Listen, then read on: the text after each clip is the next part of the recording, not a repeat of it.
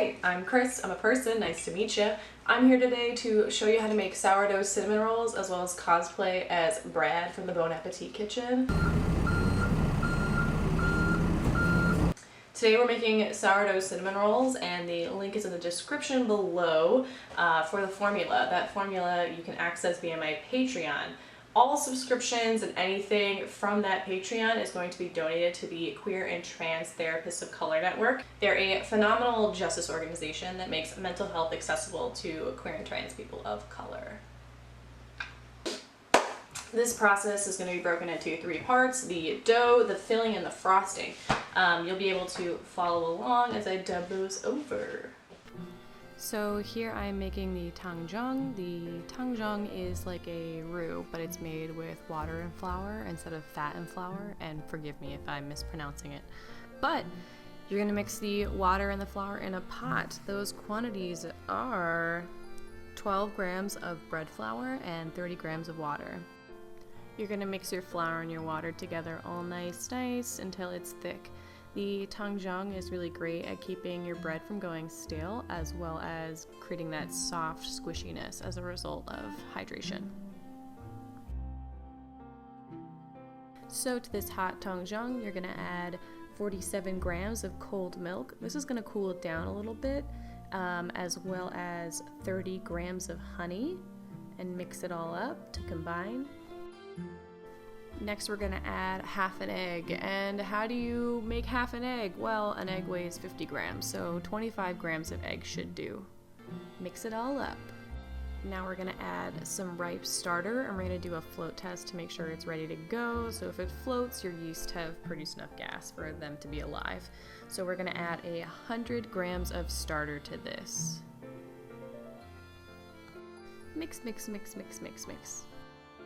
Okay, so you're going to add this mixture into the bowl, that way none of the dries get stuck. Add in 150 grams of AP, and then 10 grams of dried milk solids, or like dry non-fat milk. Next, we're going to mix this bad boy. So mix it on a low speed until it comes together. We want it to be homogeneous. And then we're going to set a timer for 45 minutes for an auto-lease. Boom, auto-lease finished. So we're gonna add the salt and the butter directly to the bowl. So that is 3 grams of salt and 20 grams of butter. And we'll put it back on the mixer, and you're gonna bring this to full gluten development. Now, grab a container. You're gonna spray it out with some Pam, and then take some water. You always wanna touch dough with wet hands. Pull it out, make sure to scrape those sides down because, you don't wanna waste anything. And then shape it into a boule. I was told that well-shaped dough is happy dough, so that's how it be. Plop that guy in, put a lid on it, and set a timer for 3 hours. Poof, 3 hours. Lid, fridge, done. The filling. So for the filling, you're gonna need 75 grams of soft butter, 100 grams of brown sugar, 4 grams of salt, and 50 grams of honey. Plus throw in 8 grams of cinnamon. And mix it all up. Don't forget to scrape down the sides, this way you'll get a really consistent product. And then finish it off. You want to bring it to a lighter color, just like that. The frosting. For the frosting, you're going to do 85 grams of softened cream cheese and 56 grams of soft butter. You're going to mix these two up together at first. This will get rid of the clumps of the cream cheese if there's any, but if you have soft cream cheese, it should be fine. Keep it going. Then we're going to add in 5 grams of vanilla and 226 grams of powdered sugar, or 10x. So now you're going to mix that up, but first you want to wrap this in plastic wrap, especially if you're doing a bigger batch, because that powdered sugar will fluff up, and this will help you prevent it from going everywhere. Then you're going to turn it on, you're going to scrape it down, give it a look-see, and then continue to mix it. Don't forget to taste for salt. Okay, so it's the next morning, and we have This guy, working with room temperature dough, you can do it, but it's not fun. So I'll sprinkle the top a little bit, then I'm gonna sprinkle the board heavily. Move it around to try to get all this coated in flour. And I'll also try to stretch it into a square. So we're gonna elongate it. We're shooting for about 8 to 10 inches in length, so that's 8. You also want to make sure you move this around in your flour. That way you'll see the way the gluten is relaxing, but also that it's not sticking. You want this to be room temp, so that way you have an easy time spreading it. So it can stay out at room temp for up to 2 days. I'm hoping I'm going to use this all, but I'm going to reserve some just in case. You're going to want to leave an inch free on that back edge, but you can go all the way up to this front edge. So next you're going to fold this front edge directly over.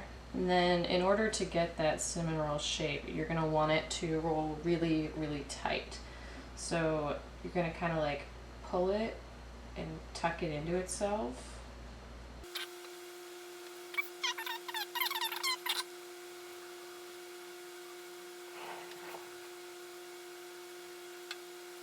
And this edge I'll kind of pull up and over and smear. So you're just sealing that edge down. Spray out your muffin tin before you get to this point, unlike me, and do about 1.5 inches. Yeah, this guy's a little tall. That was the 2-incher, so this is about 1.5 inches. But we're gonna put a beat up sheet pan underneath it, and that'll protect the oven from everything.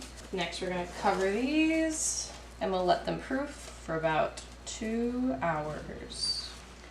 Hey y'all, these guys have been proofing for about an hour. If you see this guy right here, he's showing some little bubbles and little bit of expansion. Because this is leavened with natural yeast or a sourdough starter, it takes a little bit longer to proof. So if you're proofing with normal yeast, it'll take about an hour, but you can see how these yeasties are creating some air because this was lying flat before. All right, so we just passed hour 2 and I have preheated the oven back there to 375 degrees. Okay, so additionally, you're gonna put a piece of parchment underneath. So when we flip these bad boys out of their tin when they're super hot, 0 out of 10 recommend flipping hot caramel, etc. onto a metal surface. It's going to be a pain to clean. They're going to go into the oven for about 8 minutes. Here, our cinnamon rolls have been baking. They're going to be rotated, and we'll probably do another 6 minutes. So this is the 6-minute mark. Oh yeah, they're super bubbly. We love that. We're looking for a little bit more color on the outside though.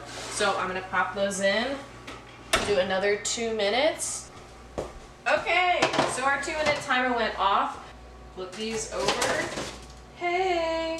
Then with a pair of tongs, we're gonna flip them over so that way they're nice and pretty. This is what they look like when they're done and out of the oven.